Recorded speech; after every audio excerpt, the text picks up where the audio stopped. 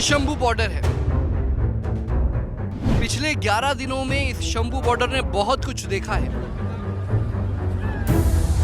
संघर्ष देखा है, शांति देखी है, सीज फायर देखा है।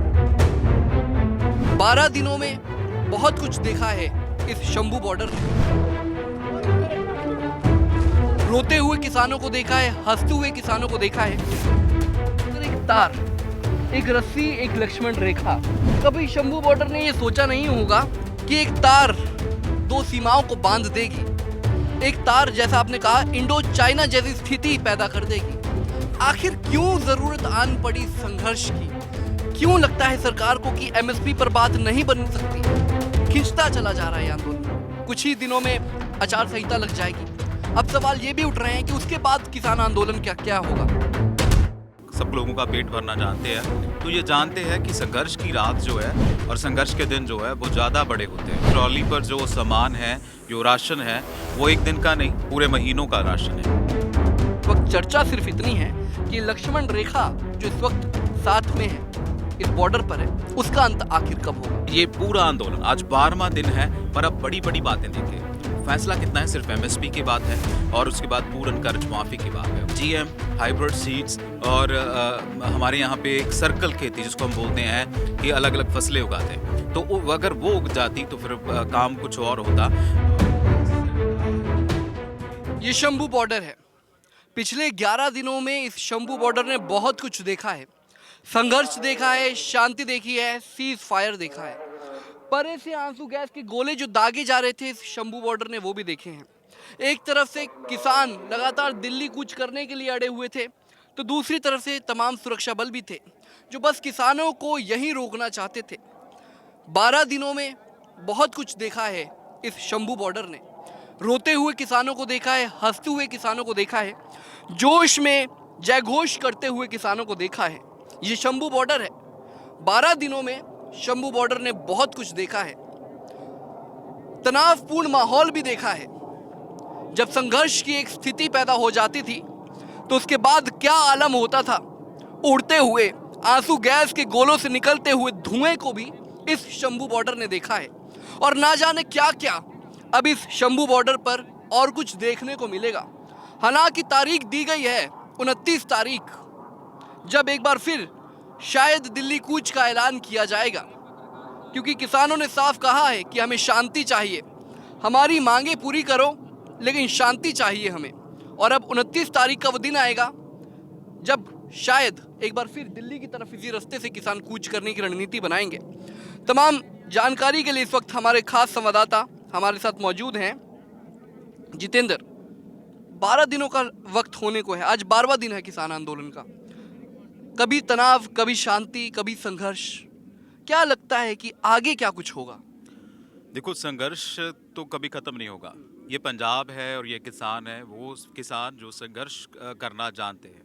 अगर ये छोटे पौधे को बड़ा करके उसका मंडीकरण करते हैं, सब लोगों का पेट भरना जानते हैं, तो ये जानते हैं कि संघर्ष की रात जो है और संघर्ष के दिन जो है वो ज़्यादा बड़े होते हैं। तो इसलिए ये इनकी ट्रॉली पर जो सामान है, जो राशन है, वो एक दिन का नहीं, पूरे महीनों का राशन है। जैसे आप बोल रहे थे कि 11 दिन चले गए, आज 12वां दिन में एंटर हो गए हैं और 29 को ये बोल रहे हैं कि आगे जाने का प्लान हो सकता है। आगे जाएं ना जाएं, पर यह है कि संघर्ष जारी रहेगा, ये बिल्कुल क्लियर कर दिया। सरवण बंदेर और जगजीत डल्लेवाल को लेके एक क्वेश्चन जो है, जो एक स्टैग्नेशन जो है जिसको हम बोलते हैं कि वो सबको खल रही है। और जब बड़े संघर्ष होते हैं तो ऐसा जो है सब कुछ वो आना स्वाभाविक भी होता है, क्योंकि एक डिसीजन मेक करना। सौरभ, जैसे हम बोलते हैं कि यार 21 को इन्होंने कॉल दी थी, ये क्यों नहीं आके गए? खनौरी पे सिर्फ अभी एक शहीद हुआ है। उस शहीद का दुख इतना है, उसका मातम इतना है कि पूरा पंजाब उस मातम में सना हुआ है। अगर खुदा न खास्ता यहाँ से लोग आगे कूच करते, तो देखो हम उस बैरिकेडिंग में खड़े हैं, यहाँ ऐसे लग रहा है कि इंडो चाइना बॉर्डर है। तो यहाँ पे अगर SLR लगती तो माओं के बेटे शहीद होते, तो आप जान सकते हैं कि कितना दर्द पंजाब में होता है। शायद ये दर्द, ये कसक जगजीत डल्लेवाल और सरवण बंदेर को कहीं ना कहीं रोक रही है। और उसके आगे जो मौजूदा सरकार का कहर है, उसका जो कहर की बर्बरता है, उससे डर लगना शुरू हो जाता है। जितेंद्र, एक तार, एक रस्सी, एक लक्ष्मण रेखा। कभी शंभू बॉर्डर ने ये सोचा नहीं होगा कि एक तार दो सीमाओं को बांध देगी, एक तार जैसा आपने कहा इंडो चाइना जैसी स्थिति पैदा कर देगी। आखिर क्यों ज़रूरत आन पड़ी संघर्ष की? क्यों लगता है सरकार को कि एमएसपी पर बात नहीं बन सकती? क्यों लगता है कि कर्ज माफ़ी नहीं हो सकती? 4 दौर की बैठकें हो चुकी हैं, अब 5वीं का इंतज़ार है, लेकिन खिंचता चला जा रहा है ये आंदोलन। कुछ ही दिनों में आचार संहिता लग जाएगी। अब सवाल ये भी उठ रहे हैं कि उसके बाद किसान आंदोलन क्या क्या होगा। राजनीति के तमाम गलियारों में इस वक्त चर्चा सिर्फ इतनी है कि लक्ष्मण रेखा जो इस वक्त साथ में है, इस बॉर्डर पर है, उसका अंत आखिर कब होगा। ये बड़ा अनफॉर्चुनेट है, आपका क्वेश्चन बहुत डीप डाउन है, जिसको हम बोलेंगे गहरा क्वेश्चन है कि क्या ज़रूरत आन पड़ी। अगर एक बात पर सरकार बोल रही है कि सिर्फ 75,000 करोड़ रुपया है, 75,000 करोड़, आप कॉरपोरेट का इतना, आप देखो नीरव माल्या 3,000 करोड़ लेके फरार हो गया। इससे नीरव और इनकी बात करें माल्या की, जो तो कितने कितने करोड़ जा रहे हैं। एनपीए के तहत आप कितने लोगों का कर्ज माफ़ी कर रहे हैं। अगर नहीं भी होता तो आप एक सर बोल रहे हैं कि हम वार्ता के लिए खुले हैं, और एक तरफ आप ऐसे इंडो चाइना बॉर्डर बना रहे हैं कि ये लोग पंजाब का जो हिस्सा है वो आपका हिस्सा ही ना हो। आप देखो, पंजाब के लोगों को अपनी ही कैपिटल में जाने के लिए क्यों रोका गया। और ये एक बड़ा, देखिए, जब जब ये लोग ना ओपोजिशन में होते हैं तो इनके टैक्टिस, इनके जो हाव भाव है काम करने के, बड़े अलग होते हैं। वो बहुत अलग से सोचते हैं कि यार अगर हम ओपोजिशन में हैं तो ये हो जाएगा।